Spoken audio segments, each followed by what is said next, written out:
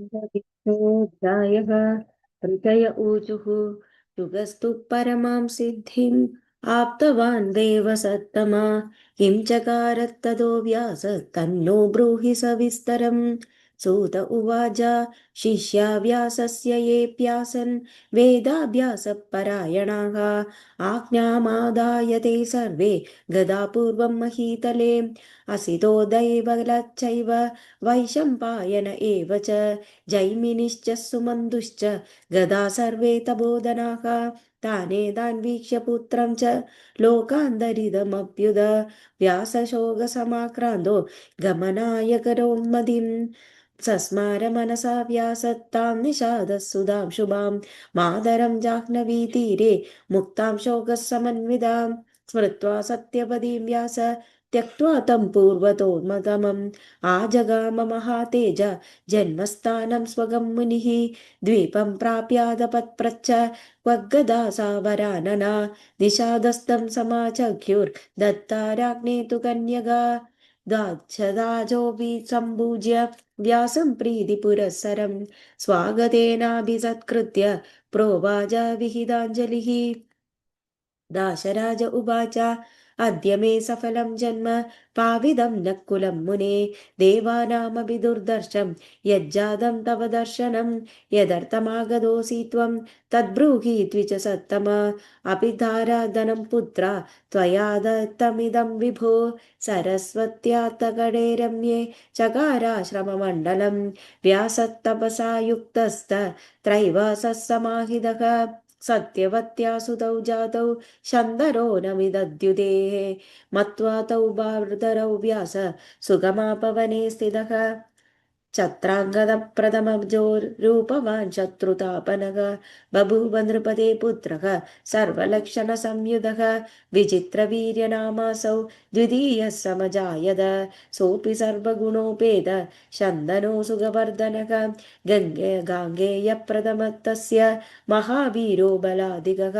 तदैव तौ सुतौ जातौ सत्यवदा महाबलौ शन्दनुस्तान् सुतान् वीक्ष्य सर्वलक्षणसंयुधान् अमंस्ताजयमात्मानं देवादीनां महामनाः अधकालेन कियदा शन्तनूकालपर्ययात् त्यत्याजत् देहधर्मात्मा देही जीर्णविवाम्बरम् कालधर्मगदेराग्नि भीमश्चक्रे विधानदः प्रेतकार्याणि सर्वाणि दानानि विविधानि च चित्राङ्गदं ततो राज्ये स्थापयामास वीर्यवान् स्वयं न कृतवान् राज्यं तस्मादेव प्रदोऽभवत् चित्राङ्गदस्तु वीर्येण प्रमत्तः परदुःखदः बभूव बलवान् वीर्यः सत्यवत्यात्मजः शुचिः अदैकदा महाबाहुः सैन्येन महदावृतः प्रचचार वरो देशात् पश्यन् मद्यान् मृगान् रुरून् चित्राङ्गदस्तु गन्धर्वो दृष्ट्वा तं मार्गगं नृपम् उत्तरान्तान्तिकं भूमेर् विमानवरमास्थितः तत्राभूच महाद्युद्धं तयोधसदृशवीर्ययोः कुरुक्षेत्रे महास्थाने त्रीणि वर्षाणि तापस इन्द्रलोकमवाप्नाशु गन्धर्वेण वधोरणे भीष्मश्रुत्वा जगाराशु तस्यर्ध्वः दैहिकं तदा गाङ्गेयकृतशोकस्तु मन्त्रिभिः परिवारितः विचित्रवीर्यनामानं राजेशं चकारः मन्त्रिभिर्बाधिता पश्चात् गुरुभिश्च महात्मभिः स्वपुत्रं राजगं दृष्ट्वा पुत्रशोकहतापि च सत्यवत्यदि सन्तुष्टा बभूव वरवर्णिने व्यासो बिभ्रातरं श्रुत्वा राजानामुदितोऽभवत् यौवनं परमं प्राप्तः सत्यवत्या सुदशुभः चकार चिन्तां भीष्मोऽपि विवाहार्थं कनीयसः काशीराजस्तु दास्तित्रः सर्वलक्षणसंयुधाः तेन राज्ञा विवाहार्थं स्थापिताश्च स्वयंवरे राजानो राजपुत्राश्च समाहूदा सहस्रशः इच्छा स्वयंवरार्थं वै पूज्यमाना समागताः तत्र भीष्मो महातेजस्ता चकार बलेन वै निर्मथ्य जाजगं सर्वं रथेनैकेन वीर्यवान् स जित्वा पार्थिवान् सर्वान् स्तांचादाय महारथः बाहुवीर्येण तेजस्वी याससादज्जहाद्वयं मातृवद्भगिनी वच्च पुत्री वच्चिन्तयन् किल तिस्रसमानयामास कन्यगावामलोचना सत्यवत्यै निवेद्याशु द्विजानाहूय सत्वरः दैवज्ञान् वेदविदुषः पर्यापृच्छच्छुभं दिनं कृत्वा विवाहसंभारं तदा वै भ्रातरं निजं विचित्रवीर्यं धर्मिष्ठं विवाह यदिता यदा तदा ज्येष्ठा पूर्वाचेदं कन्यगा जाह्नवीसुदं लज्जमानासिदापाङ्गी तिसृणां चारुलोचना गङ्गापुत्रकुरुश्रेष्ठ धर्मज्ञः कुलदीपका मया स्वयंवरस्याल्यो मृदोऽस्ति मनसा नृपः मृदानं तेन राज्ञा वै चित्ते प्रेम समाकुले यदा योग्यं कुरुष्वाद्य कुलस्यास्य परन्तपा तेनाहं मृतपूर्वास्मि त्वं च धर्मभृदां वरग बलवानसि गाङ्गेय यदेचसि तदा कुरु सूत उवाच एवमुक्ततया तत्र कन्यया कुरु नन्दनः अपृच्छद् ब्राह्मणान् वृद्धान् मातरं च दिवांस्तदा सर्वेषां ममतमाज्ञाय गाङ्गेयो धर्मवित्तमः गच्छेदि कन्यकां प्राह यदा रुजिवरानने विसर्जिता तत्सा तेन गदाशाल्वनिकेतनम् उवाच तं वरारोरा राजानं मनस्तेत्पिदं विनिर्मुक्तास्मि भीष्मेण त्वन्मग्नस्केदि धर्मदः आगतास्मि महाराज गृहाणाद्य करं मम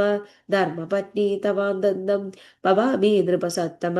चिन्तितोऽसि मया पूर्वं त्वयाहं न दृसंशयः शाल्व उवाच गृहीत्वा त्वं वरारोदे भीष्मेण पश्यतो मम हृदे संस्थापिता तेन न ग्रहीष्ये करं तव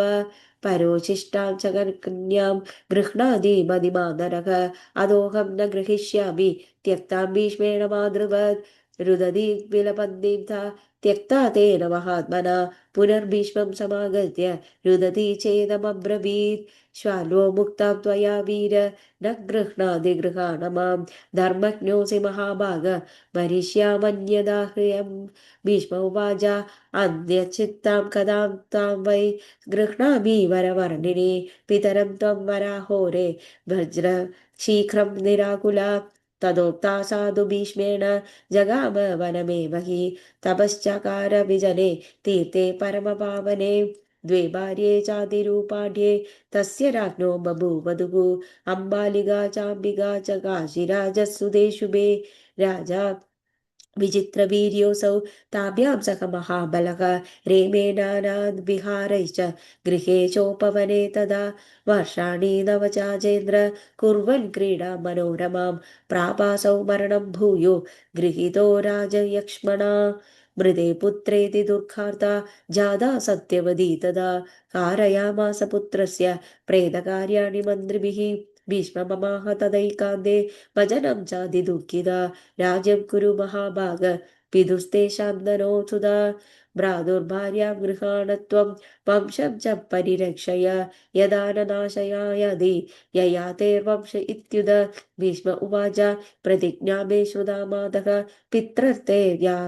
मया कृता नाहं राज्यं करिष्यामि न चाहं दारसङ्ग्रहं सूत उवाच तदा चिन्तातुरा जाता कथं वंशो भवेदिति नालसादे सुगं मह्यं समुन्मन्ये ह्यराजगे गाङ्गेयस्तामुवाचेदं मा चिन्तां कुरु मामिनि पुत्रं विचित्रवीर्यस्य क्षेत्रजं चोपपादय कुलीनं द्विजमाहूय बद्ध्वा सह नियोजय नात्र दोषोऽस्ति वेदेऽपि कुलरक्षाविधौ किल पौत्रं चैव समुत्पाद्य राज्यं देहि शुचिस्मिते अहं च पालयिष्यामि तस्य शासनमेव हि तच्छ्रुत्वा वचनं तस्य कानीनं स्वसुदम्बुलिं जगाममनसा व्यासं द्वैपायनकल्मषं स्मृतमात्रस्ततो व्यासः आजगामः स तापसः कृत्वा प्रणामं मात्रेध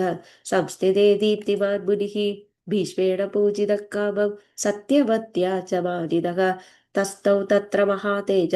विदुमोऽग्निगिरा गिवापरः तमुवाच मुनिर्मादा पुत्रमुत्पादयादुना क्षेत्रे विचित्रवीर्यस्य सुन्दरं तव वीर्यजं व्यास श्रुत्वा वजो माधुर् आप्तवाक्यममन्यद ओमित्युक्त्वा सिदत्तत्र ऋदुकालमचिन्तयेत् अम्बिका च यदा स्नादा नारी ऋतुमती तदा सङ्गं प्राप्य मुने पुत्र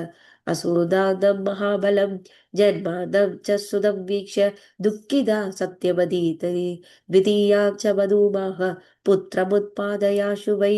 ऋतुकाले सम्प्राप्ते व्यासेन सह सङ्गदा तदा च बालिका रात्रौ गर्भं नारी ददारसा सोऽपि पाण्डुः सुतो जातो राज्ययोग्यो न सम्मतः